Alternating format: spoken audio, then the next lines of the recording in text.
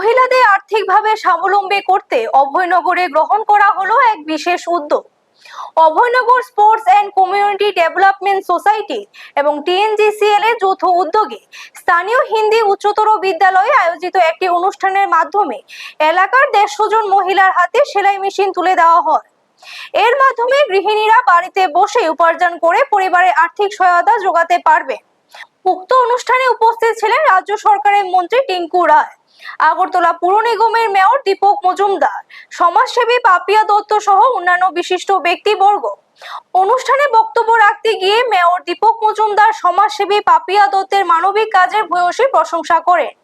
এদিনের কর্মসূচিকে ঘিরে স্থানীয় মহিলাদের মধ্যে ব্যাপক উৎসাহ উদ্দীপনা দেখা যায়। উদ্যোক্তারা জানান, আগামী দিনেও মহিলাদের আত্মনির্ভর করে তুলতে এই ধরনের নানা কর্মসূচি গ্রহণ করা হবে। ব্যুরো রিপোর্ট, নিউজ তৎকাল 24। আমরা দেখেছি কিছুদিন আগে আমাদের দেশে একটা মুভি হয়েছে, দেখেছি আপনারা, কার্গিল গার্লস একটা মুভি হয়েছে।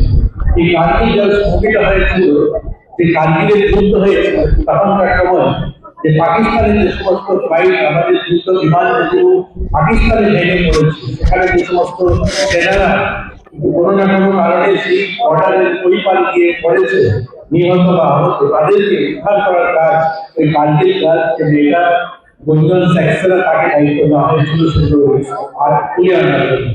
এবং 400 উপরে এইরকম আহত এবং নিহত শহীদ হওয়া আমাদের যারা জওয়ানরা, তাদেরকে পাকিস্তানে প্রবেশ করে ঢুকিয়ে দিয়েছিলেন।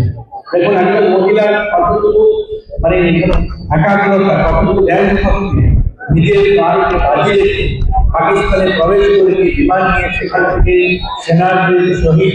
আপনারা দেখছেন নিউজ তৎকাল 24।